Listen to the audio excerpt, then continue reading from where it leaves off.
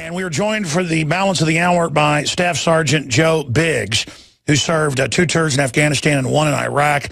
A lot of really interesting stories you can tell to give you the perspective of a soldier, and a really likable guy like all the combat soldiers I've gotten to know. I don't think I've met any of them that weren't really nice, down-to-earth people who also weren't naive because of what they've seen in country.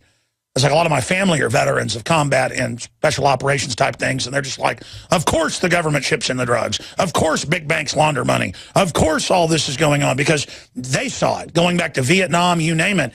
It's only the naive public that really doesn't know what's going on, but he's going to tell us some of those stories about the DEA and some of the shady stuff he saw that really primed him to know what was happening, and maybe even tell the story about how he joined the Army. He told us yesterday for Obama deception too, but it was all very interesting. I thought we'd get him to talk some about it today. And then, because he's already been on 3 times about this, talk about Hastings, because right on time when he got to town, it broke on the local San Diego TV stations and in some newspapers that Michael Hastings was investigating CIA Director John Brennan. And there's also other intel he's got from his sources, some of the other friends there, with Michael Hastings when he died.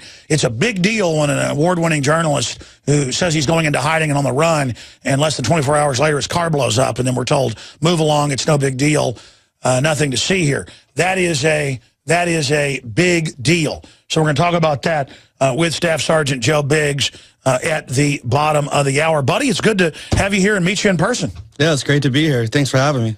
What do you think of the InfoWars operation? It's pretty neat. It's a lot bigger than I expected. It's pretty intense. It's everyone's pretty motivated and dedicated. I like it. They're an incredible crew, and not every TV radio studio has 50 cals. Yeah, I definitely got to hold on to 2 of those yesterday. That was pretty nice. Next time you're down, we got to go out and do some shooting. Oh, definitely. I'll be done with Obama deception, and it'll be a little bit cooler. Not that you can't handle heat. Where was the hottest place you ever served? Kuwait's definitely the hottest place. I didn't serve there, but you stopped through there. It is a toasty place. It goes from about 120 down to about 60 degrees at night, so that's a huge temperature change. It definitely shocks your system a bit. I bet. Yesterday, I wasn't even really intending to get into this stuff with you for the film interview, but you started getting into how you started to really wake up. Tell folks some of the shady things, without getting into anything, quote, classified, that you witnessed. I mean, you perfectly described it, how they'd have you as a diversion over here, and then meanwhile, this would be going over here with the DEA, and how some of the Taliban and Al-Qaeda, you were saying, was fake, but then some of it was real. That amazing story about the phone books in the walls with the list of who they were going to kill in the U.S. I mean, you've got the floor, Staff Sergeant Biggs. Break down your service, what you did, and some of the things you witnessed.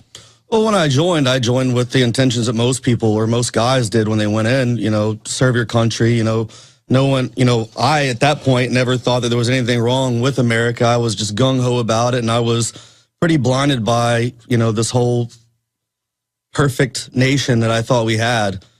And repeat how you walked into the place and what you said. Well, I woke up this one morning, I was like, I'm going to go do it. So I go into the recruiter office. I said, I want Iraq, I want combat, and I want to go there as fast as possible. What can you do? And the recruiter looked at me and he goes, well, you just made my job a lot easier. I said, I just want to do this. I need to get it done. It's something I have to do. And next thing you know, I was at basic training and then off to Iraq just a few months later. So, yeah, that was Let's get into the shadiness, then we'll get into some of the IED stories and stuff. But tell folks some of the first shady things you saw. Well, definitely one of the missions, there are real terrorists out there. A lot of people think that, that's kind of a fake thing, and they're not really out there. It's just us making that up. I went on a mission personally, and from what we were told, it was just an IED making facility, which is an improvised explosive device. And what we found out when we got there was it was a lot more than that. I would go through with the metal scanners, and we weren't finding anything on the floor, so we started going up on the walls and started getting some reads. So we started busting in through the walls, started finding shrapnel, passports, money, explosives, phone books, a New York City phone book with, names circled in it, all kinds of stuff. I mean, these guys had the money and And you said it was public figures and government people. Yeah, I mean, they had the means to do something, and luckily we were able to find that and stop those people from that. But specifically, the type of shrapnel, tell them what was in the phone books. In the phone books, people you would hear on the news a lot. I mean, names like that, stuff like government officials, people like that were circled in there. The stuff, the types of materials they had were glass, like marbles.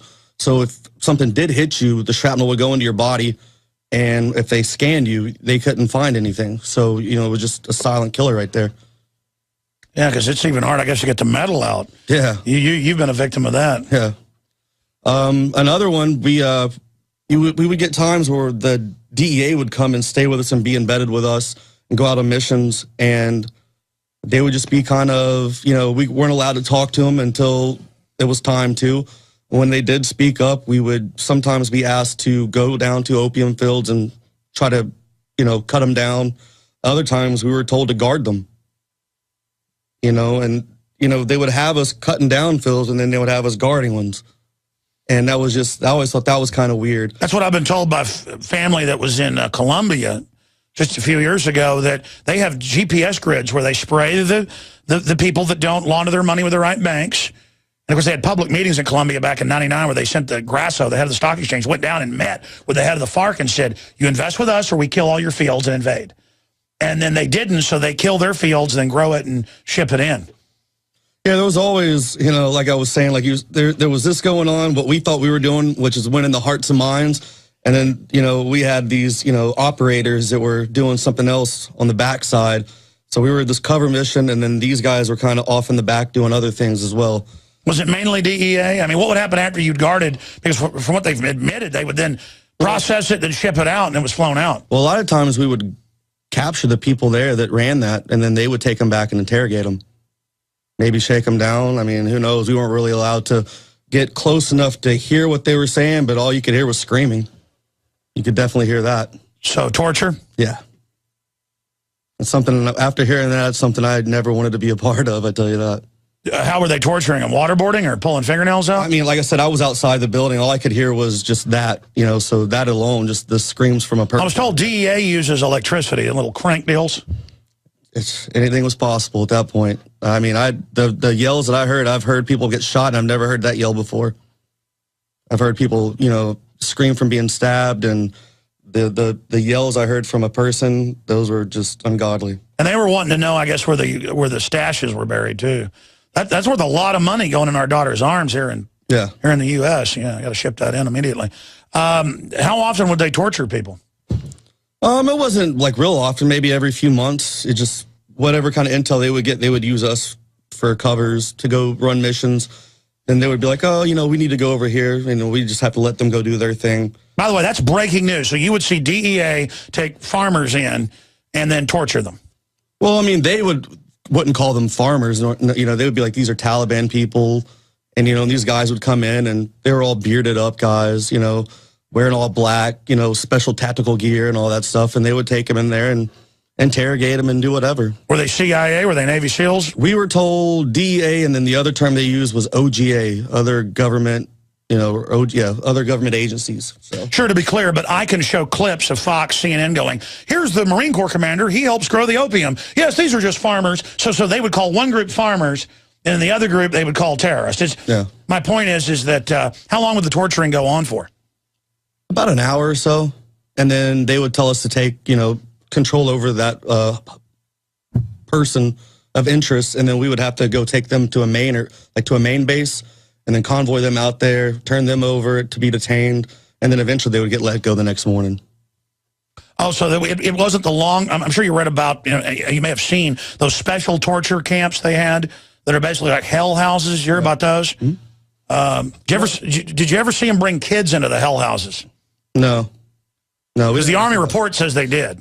Oh, it's possible. I mean, there was definitely a group of kids I would have liked to have seen going in there one time, because 3 kids marched a suicide bomber up to our gate, and the guy went off and almost killed quite a good bit of it. Really? Yeah, and those kids just took off. They act like, because we saw them sitting there walking with this guy up to the gate, and these kids were kids we'd seen the whole time we were there, so they seemed friendly kids. They walk up with this guy holding his hands, and they're all just like, oh, you know, we've known this guy forever. And next thing you know, the kids run off, the guy throws a grenade and pulls a string and blows up. And all I could see was his scalp just floating down. Wow. You know, the social engineers love war because it corrupts everybody. Yeah.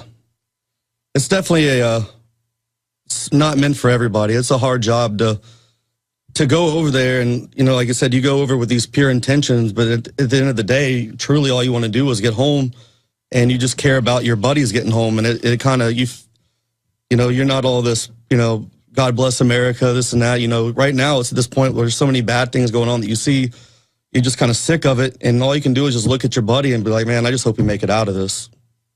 That is cultural mind control, though. You don't even have to put them in a CIA mind control base to make them blow themselves up. To blow yourself up, to try to kill people, it shows a high level of control. The media always calls them cowards, but for me, I don't think that's cowardly. I don't like what they're doing, but I don't think it's cowardly. No, it's not cowardly. I mean, it definitely takes some cojones to be able to strap a bomb to yourself and be able to say that goodbye. You're not going to see your family again, and to have this mindset that you're going to go to this better place, and you're really doing this for this pure reason. I don't think. Staff Sergeant Joe Biggs, this is Powerful Radio. Stay there. I want to come back with more of your combat stories and the breaking news on Michael Hastings and the IED that I believe clearly took out his car in California a few months ago. I'm Alex Jones. Nice, down-to-earth people who also weren't naive because of what they've seen in country. It's like a lot of my family are veterans of combat and special operations type things, and they're just like, of course the government ships in the drugs. Of course big banks launder money. Of course how he joined the Army. He told us yesterday for Obama deception too, but it was all very interesting. I thought we'd get him to talk some about it today. And then, because he's already been on 3 times about this, talk about Hastings, because right on time when he got to town, it broke on the local